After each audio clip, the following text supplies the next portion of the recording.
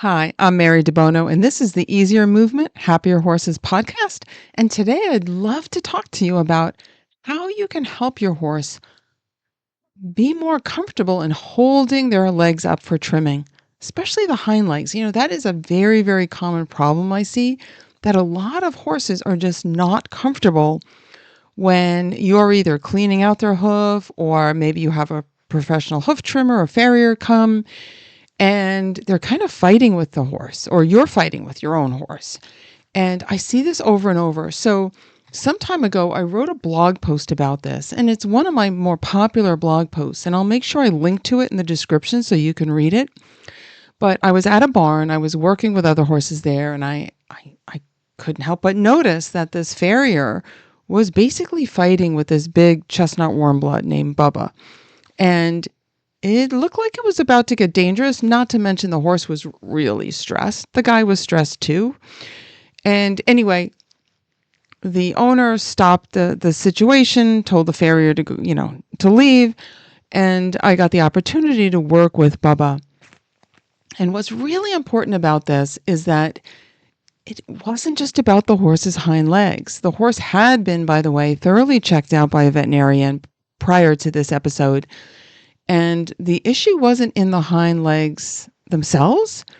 The issue was in the horse's back and how the horse had tension in the back, especially the lower back, and how taking the hind legs backward into kind of extension of the hip was very difficult for the horse and it was painful for the horse. And that's why the farrier would get into these fights with the horse. So it just became a vicious cycle, just a complete downward spiral.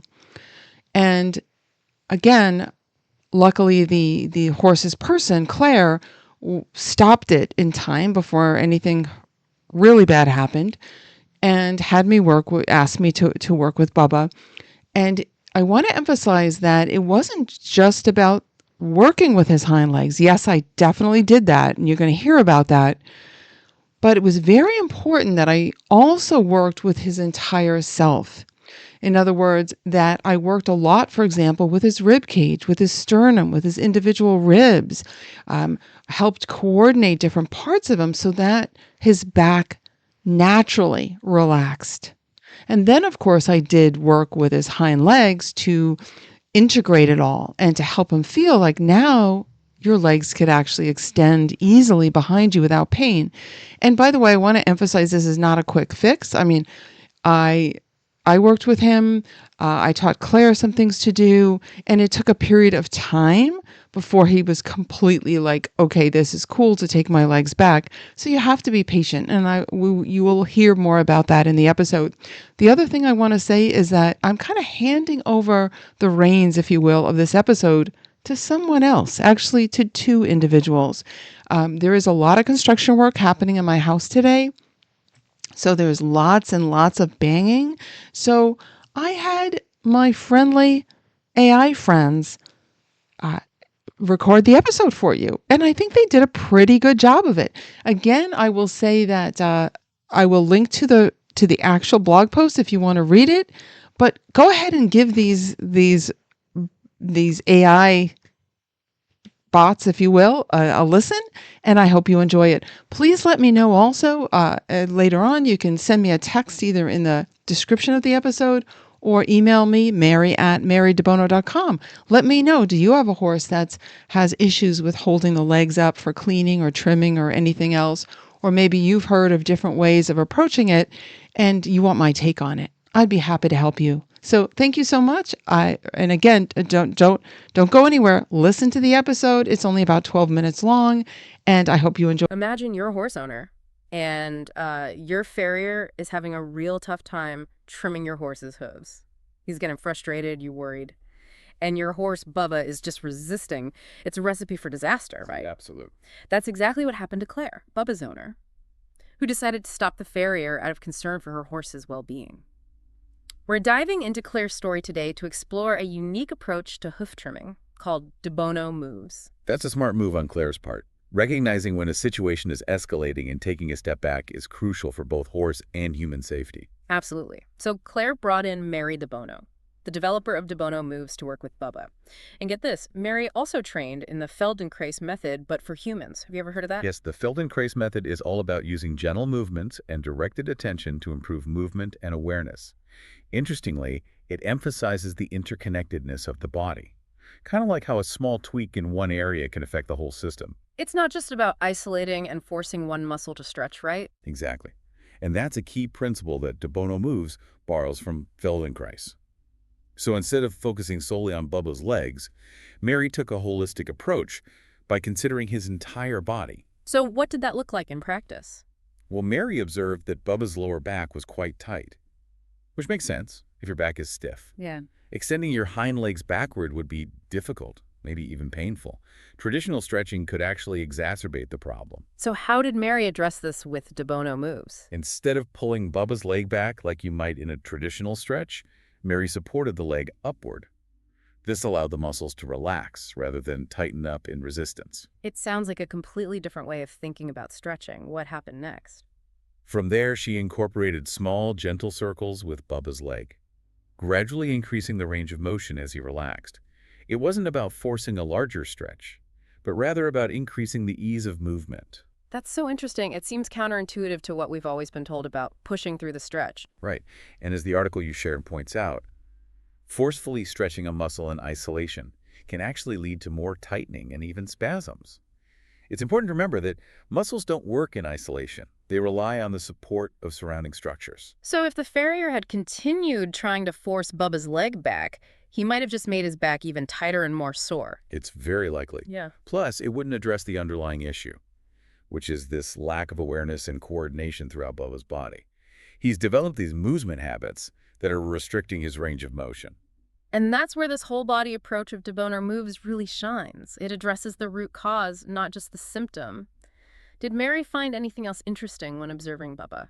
She noticed that Bubba's resistance wasn't just physical. He seemed apprehensive and tense. It makes you wonder if he had developed a negative association with having his hooves trimmed. Absolutely. And that's where the gentler approach of De Bono moves can be so beneficial.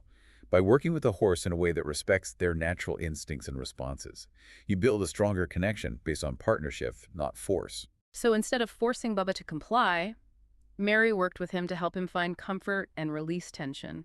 Exactly. She was essentially guiding him to rediscover his natural movement patterns. It's a subtle but powerful shift in perspective. And I bet that had a positive impact on their relationship, too. Definitely. The article mentioned that Claire noticed a significant difference in their overall bond after the session.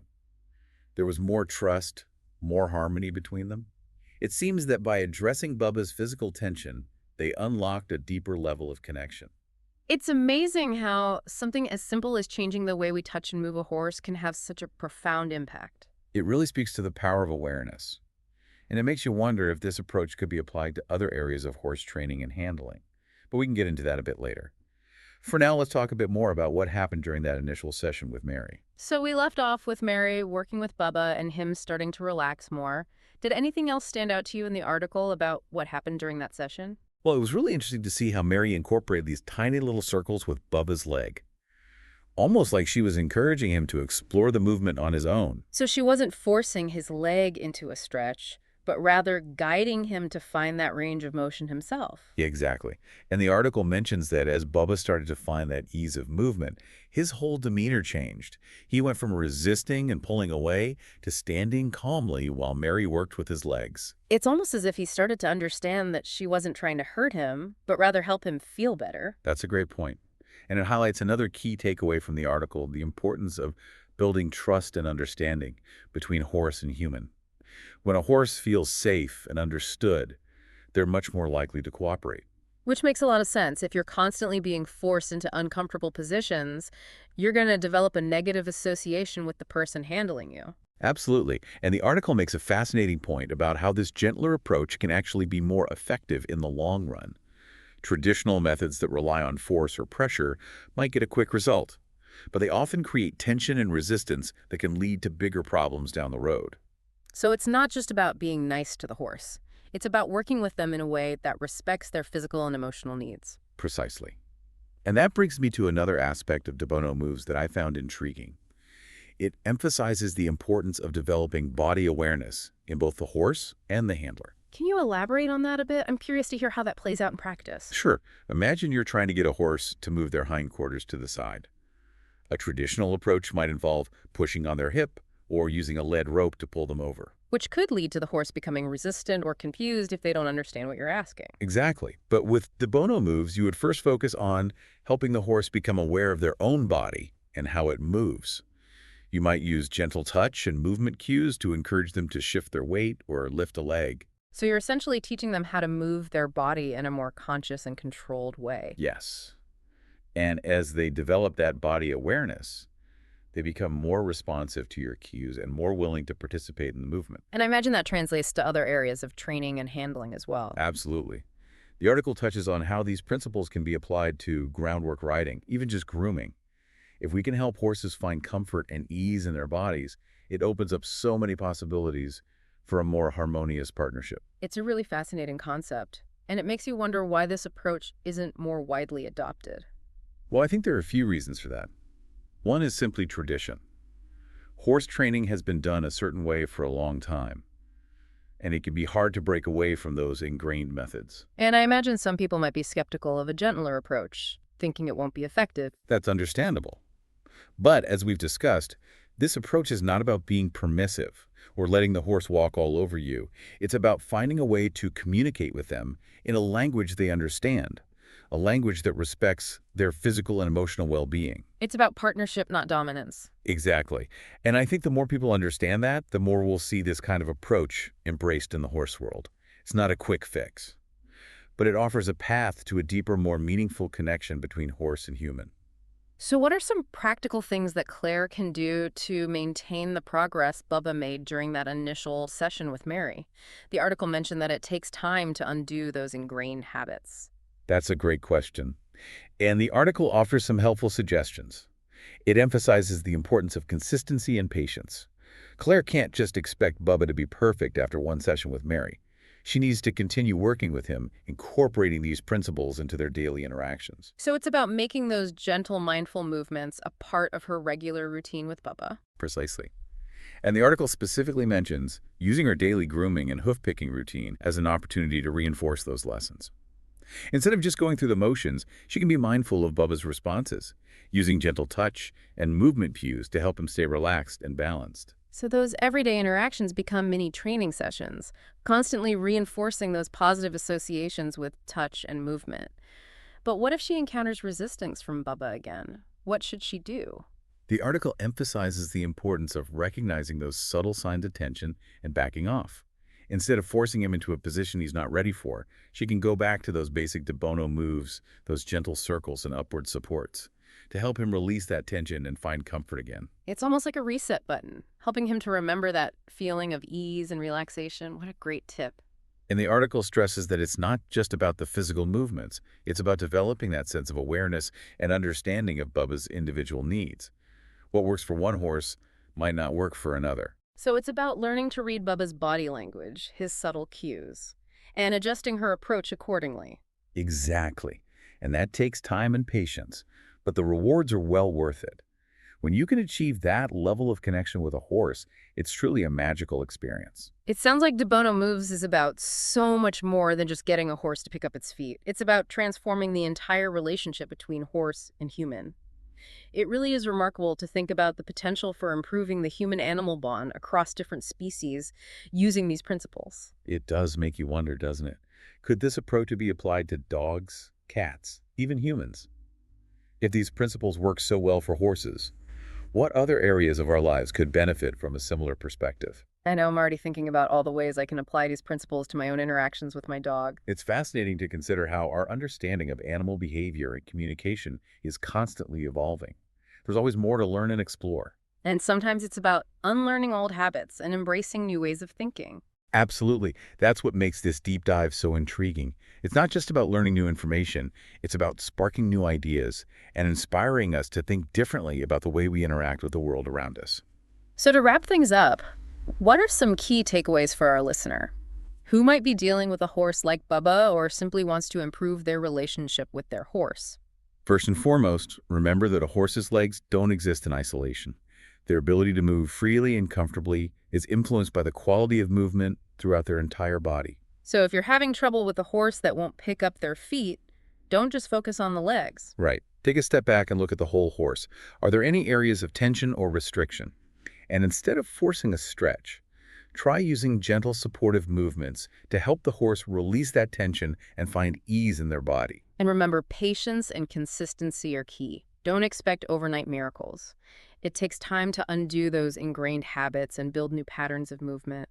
And finally, I would encourage listeners to find practitioners who prioritize the horse's well-being and use gentle, mindful approaches. There are many skilled professionals out there who understand the importance of working with the horse, not against them. This has been such an insightful deep dive. I feel like I've learned so much about de Bono moves and its potential to transform our relationships with horses. It's been a pleasure discussing this with you, and I hope this conversation inspires our listener to explore these principles further and discover the power of a gentler approach to horse handling. Absolutely. So for our listener, I'll leave you with this thought-provoking question.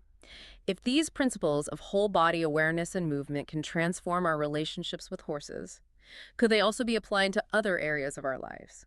How might we benefit from bringing more awareness and gentleness to our interactions with other animals, our fellow humans, even ourselves? That's a wonderful question to ponder, and I think the answer might surprise you.